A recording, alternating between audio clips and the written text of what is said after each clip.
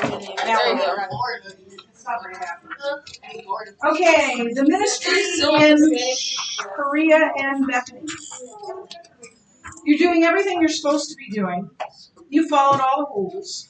You tried your best to determine God's will and are trying to follow it faithfully and obediently. And then, when you think you're on the right track and cruising along accomplishing your best for God, kaboom. Everything suddenly seems to go wrong. People disappoint you or betray your trust. Best friends suddenly turn into worst enemies. The best laid plans fail. Or something tragic happens to prevent you from following the pathway you thought God wanted you to go. You're all alone. Worst of all, God doesn't even seem to hear your prayers. Lord, why? You may ask. Or why me, Lord? Before long, if you're not careful, you're doubting God and ready to give up. Ever been there? No? Then just wait, because you probably will be sooner or later. That's life. Perhaps one of the best Bible examples of that reality is Joseph. He was a good boy in his family, doing all the right things at the right time. And he was his father's favorite. In fact, his father even gave him a unique and special garment. He even had sweet dreams. Everything was going well for him until he told his brothers about one of those dreams. Then everything seemed to fall apart. His brothers threw him into a pit. They sold him to some merchants heading to Egypt.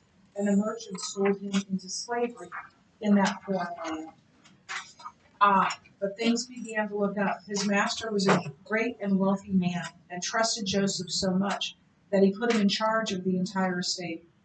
Things seemed to be looking up, but it wasn't to last. A master's wife falsely accused Joseph, and he was thrown into prison. What else could go wrong?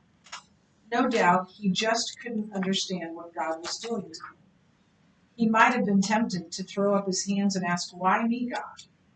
Maybe he almost gave up hope. Again, that's life. Even as obedient Christians, sometimes things happen to us that we just can't understand. We lose our success, our family, our friends, our reputation, and even our confidence in God Himself. We're ready to give up on ourselves, life, and God. But that's because we're trying to understand God in terms of our human thinking. The Bible clearly tells us that God's ways are not our ways. We simply can't fathom how God works. It just as clearly tells us, however, that God works all things for our ultimate good and His glory.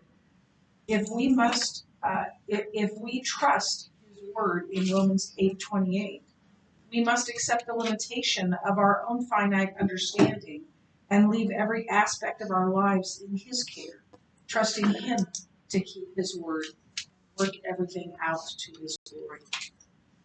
And this confidence should, in turn, equip and encourage us to do exactly what God calls us to do in each moment, even when His plans don't make sense. In this lesson, we will see that Christ did some things that even His closest followers did not understand. But Christ was using those events to prepare the disciples for what they would face later at and after His crucifixion.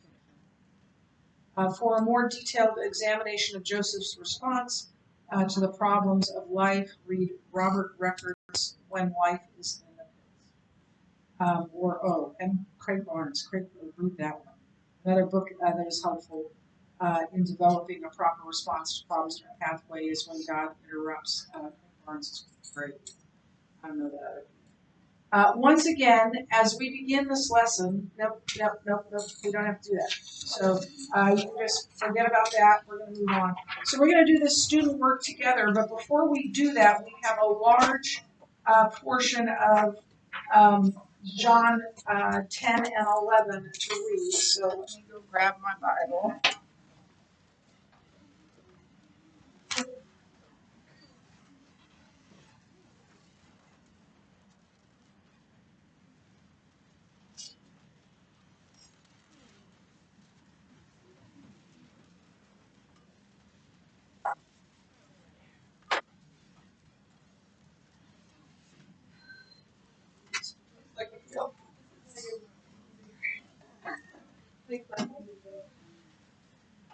Okay, we're starting at 10:40, John 10:40.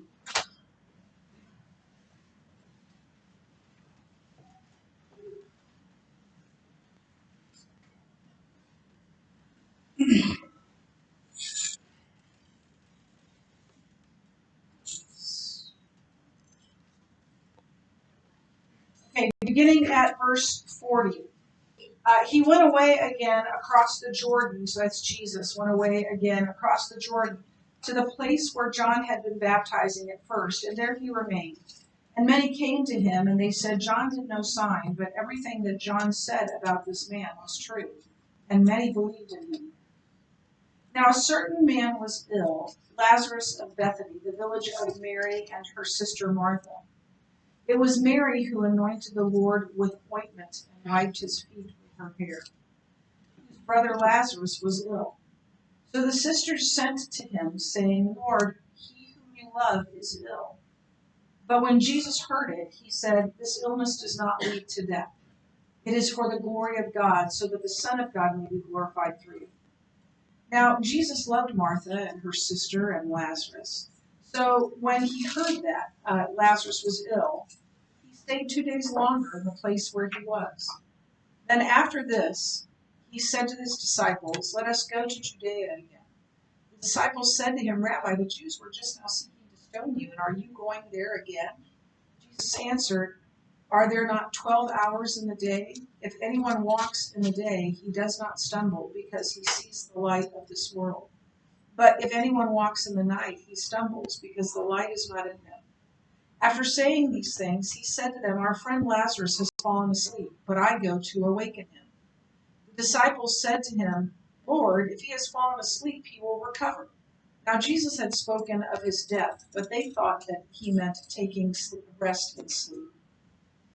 Then Jesus told them plainly, Lazarus has died, and for your sake I am glad that I was not there, so that you may believe. But let us go to him. So Thomas, called the twin, said to his fellow disciples, Let us all go, that we may die with him. Now, when Jesus came, he found that Lazarus had already been in the tomb 4 days. Bethany was near Jerusalem, about 2 miles off, and many of the Jews had come to Martha and Mary to console them concerning their brother. So when Martha heard that Jesus was coming, she went and met him, but Mary remained seated in the house. Martha said to Jesus, Lord, if you had been here, my brother would not have died. But even now I know that whatever you ask from God, God will give you. Jesus said to her, Your brother will rise again. Martha said to him, I know he will rise again in the resurrection on the last day. Jesus said to her, I am the resurrection and the life. Whoever believes in me, though he die, yet shall he live, and everyone who lives and believes in me shall never die. Do you believe this? She said to him, Yes, Lord, I believe that you are the Christ, the Son of God, who is coming into the world. When she had said this, she went and called her sister Mary, saying in private, The teacher is here and is calling you. And when she heard it, she rose quickly and went to him. Now Jesus had not yet come Jesus had not yet come into the village, but was still in the place where he had met Martha, where Martha had met him. When the Jews who were with her in the house, consoling her, saw Mary rise quickly and go out, they followed her, supposing that she was going to the tomb to weep there. Now, when Mary came to where Jesus was and saw him, she fell at his feet, saying, Lord, if you had been here, my brother would not have died. When Jesus saw her weeping, and the Jews who had come with her also weeping, he was deeply moved in spirit and greatly troubled. And he said, Where have you laid him? They said to him, Lord, come and see. Jesus wept. So the Jews said, See how he loved him. But some of them said, Could not he who opened the eyes of the blind man also have kept this man from dying? Then Jesus, deeply moved again, came to the tomb. It was a cave, and a stone lay against it. Jesus said, Take away the stone. Martha, the sister of the dead man, said to him, Lord, this is not this. By this time there will be an odor, for he has been dead 4 days. Jesus said to her, did I not tell you that if you believed, you would see the glory of God? So they took away the stone, and Jesus lifted up his eyes and said, Father, I thank you that you have heard me. I knew that you always hear me, but I said this on account of the people standing around, and that they may believe that you sent me. When he had said these things, he cried out in a loud voice, Lazarus, come out. The man who had died came out. His hands and feet were bound with linen strips, and his face wrapped with a cloth. Jesus said to them, unbind him and let him go. Many of those Jews, therefore, who had come with Mary and had seen what he did, believed in him. But some of them went to the Pharisees and told them what Jesus had done. I'm going to go through. So the chief priests and the Pharisees gathered the council and said, what are we to do? For this man performs many signs. If we let him go on like this, everyone will believe in him, and the Romans will come and take away our place and our nation. So we're going to answer these questions based on this passage. And then you can write down the answers as well. I think Jesus waited 2 days and allowed Lazarus to die. Most like to test people's faith, but also to show like how powerful it is. It was like talking about it was for your sake. I am glad that I was up there so that Jesus loved. They're referred to. Lazarus, Martha, and Mary are referred to as the family of Bethany because they were brother and sisters, right? So they and their father was probably dead by this time because we don't really hear about him. But they loved Jesus. They were very close to Jesus. In fact, everywhere we see Mary, she's at Jesus' feet. So she loved this family. And I think you're exactly right. I think he was trying to grow their faith. He knew what he was going to do. He knew that Lazarus would die. And he wanted to grow their faith. Yes, Jerry. So Jesus says, Lazarus, come out. You think you could just come out, then like the whole grave, like everyone there would come out? Yeah, that's something I was going to tell you when I give my lecture on this. But yeah, he had to differentiate because, as the scholar I wrote, if he would have just said come out, all of the graves would have given up their dead. Yeah. So I think you're exactly right. Had you heard that somewhere? Yeah. Yeah. My pastor told us. Yeah, that's pretty cool, isn't it? He's probably reading the same scholars that I was. Yeah.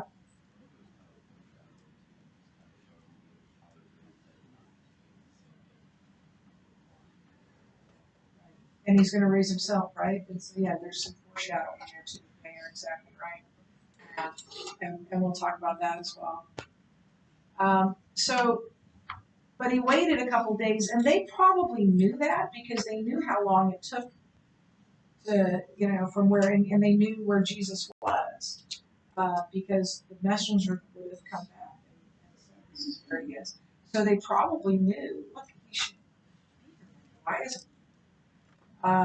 And so, how do you think how would this make you feel if you were Mary or Martha or Lazarus?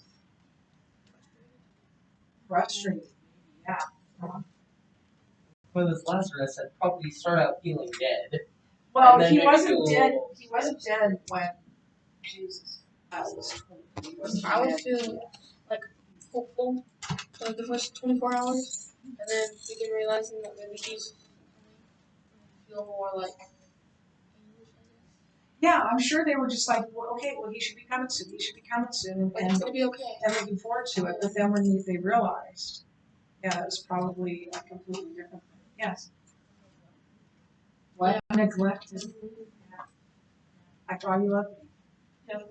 Why would he allow this to happen?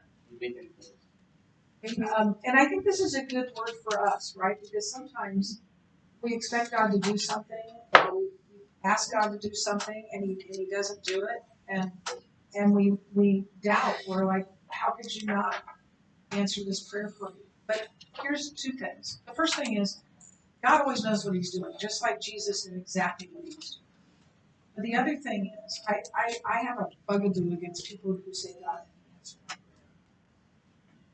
prayer. If you asked me to go to the bathroom and I said yes, did I just answer your question? Yes. If I said no, did I just answer your question? Nobody has ever said to me when I've said no, why didn't you answer my question? Sometimes God says no. Why? We don't know. But he does. And in this case, it was to grow the family's faith. And he knew he was going to raise Lazarus. So remember that. You're asking God for something. Who knows? Would you have changed your mind after you saw how things turned out? Yes. Why? Because you saw a freaking dead man run out of the grave, right? But I also feel like, Absolutely. low key, like, I feel like sometimes you might be like, you not have done this earlier? Like, did you have to make us go through the whole stress and, like, money of, like, paying for somebody to get all wrapped up and stuff, you know what I mean? Like, I feel like, you'll be grateful that he raised him, but at the same time, I feel like some people might just be like, why could you not have done this earlier? Yeah, I don't know that, first of all, they were a wealthy family, but secondly, it isn't like today where it's, multiple thousands, tens of thousands to various. And the tomb belonged to them. It was a family too. So, I'm not sure the money. But yeah. I have not explained this to you. I thought everybody got their own tomb. I thought that was just like I will explain it to you. I'm not going to explain it to you now, but I will explain it to you. Eric.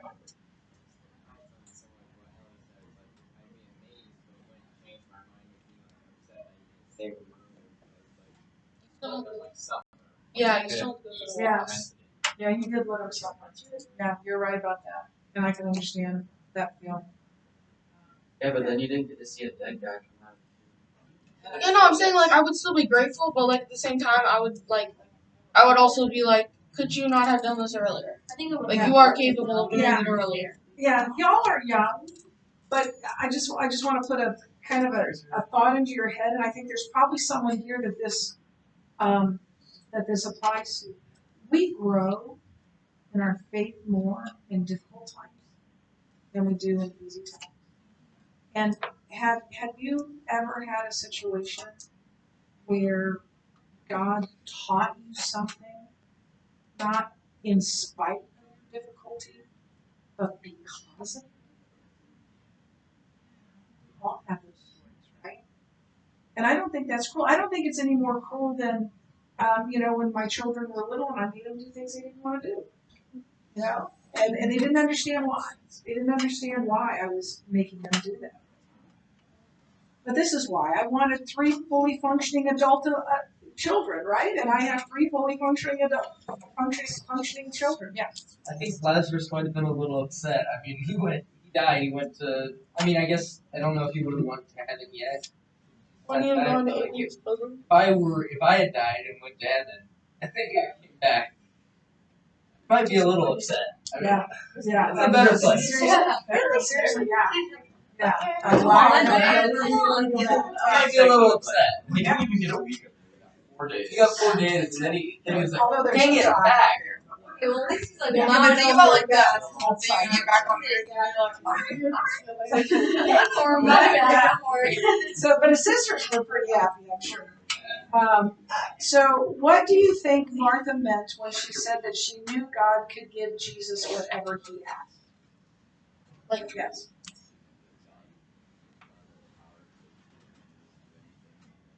Yeah. I'm not sure she was thinking resurrection. That's pretty out of the box. But yeah, I think she's expressing trust in him. And that she still, even though he waited, even though he came too late, right, in air quotes, that that she still had faith. There's some people, and I think the curriculum is probably going to take this that she's saying that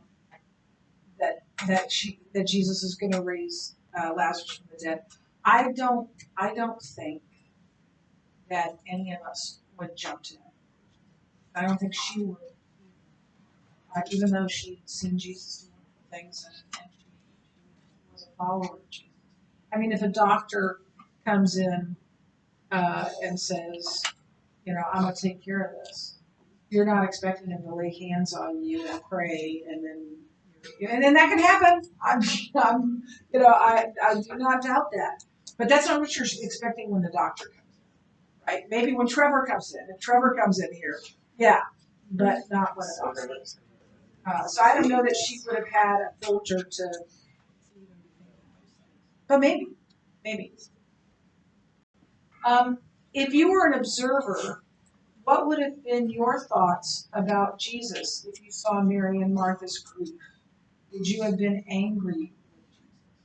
I think we're still talking about getting late. Yeah.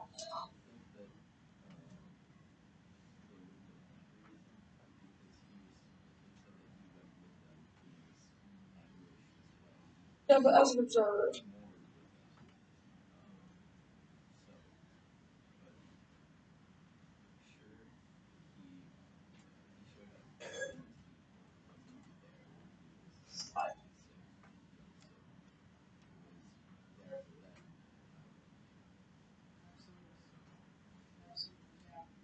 And obviously there's no right answer here. I disagree with that because I think, like, if you were friends with Mary and Martha, or like with Lazarus, like my personal opinion, you would have been, like I said, frustrated with Jesus. You know what I mean? Because nobody wants to see their friends in pain. I mean, So like, even though Jesus wept with them, it's like, what is your weeping? Your weeping is no good if you could have been here earlier, and that's probably how they were thinking. And it's like, well, yeah, you're crying about it, but we don't have to be like, we shouldn't have to be crying about it. Like, you could have been here, could have healed him. Right. So I think people would have been frustrated because nobody wants to see their friends. And especially when you raised Lazarus. Yes. Well, I feel like a lot of people died while Jesus was doing his ministry, so it can't really be that bad just because someone that was closer to Jesus.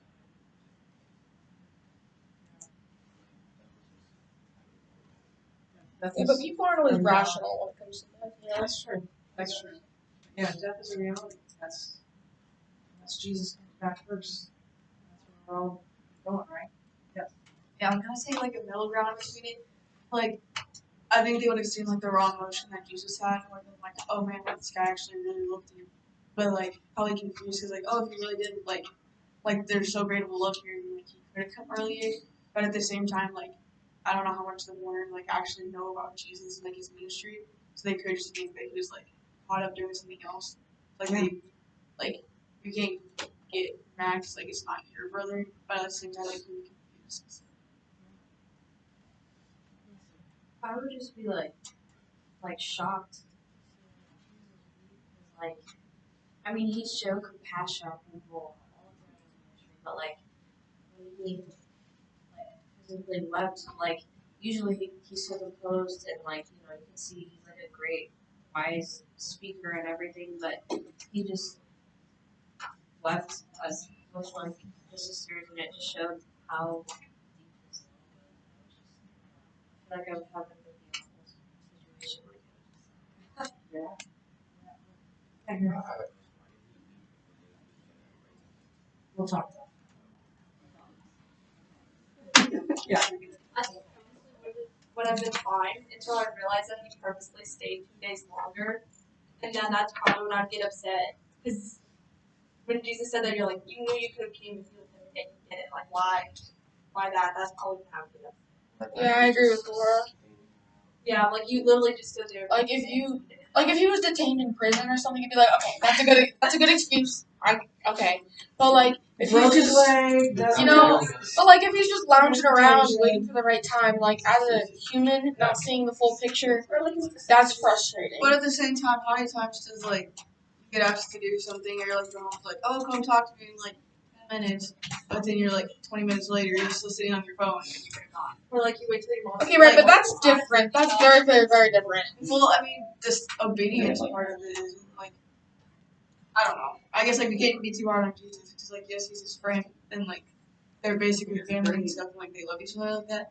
But at the same time, like he Probably forgotten what the resurrection of Lazarus. Yes.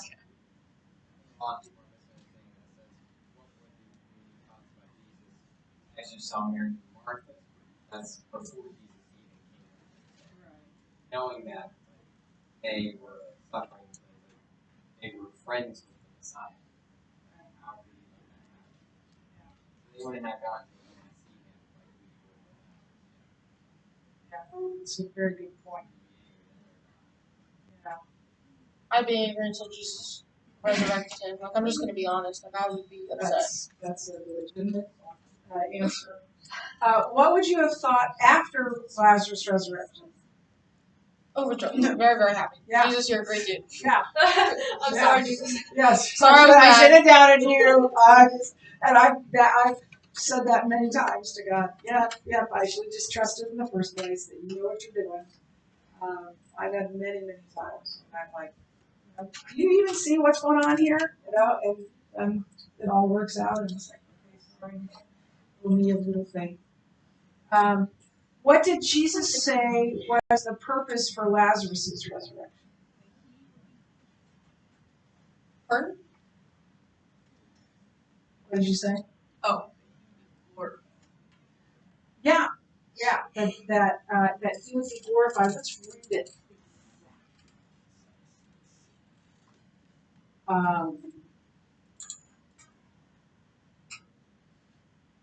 Did I not tell you that if you believed, you would see the glory of God?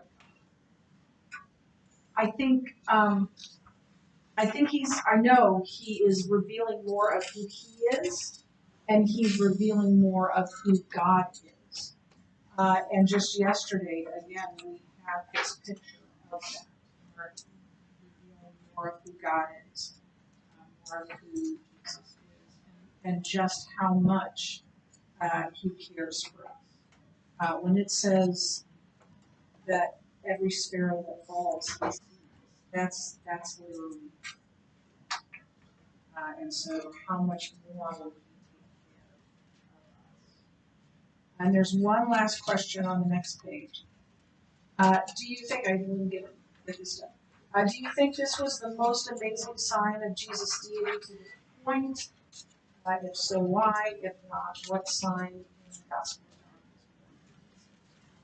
Yes. Is this sign like does Miracle. I was gonna say like does the baptism when God was like, hey, this does that count as a sign? Sign in John means miracle. So now, I mean, not that wasn't true. It was often, but I think one of the 7 miracles of asking specifically. What do you think? Yeah, why?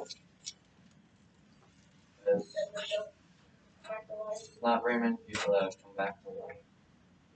Not very many people have brought people back to life. Right.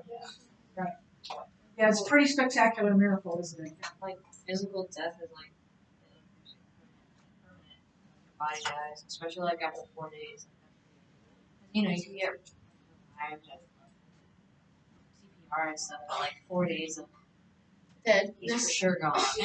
Yeah, and that plays into it, and that plays into why Jesus waited 2 days. That's your little hint. And so I don't know for sure. I don't remember a whole lot for sure about this lecture, but it's possible I will either skip that lecture or just really fly through it because we'll land on a lot of it in okay. Okay, that's it for today. Once again, you did a wonderful job, and I was sitting here thinking next year's going to be so much fun with you guys. You don't have to say this on YouTube.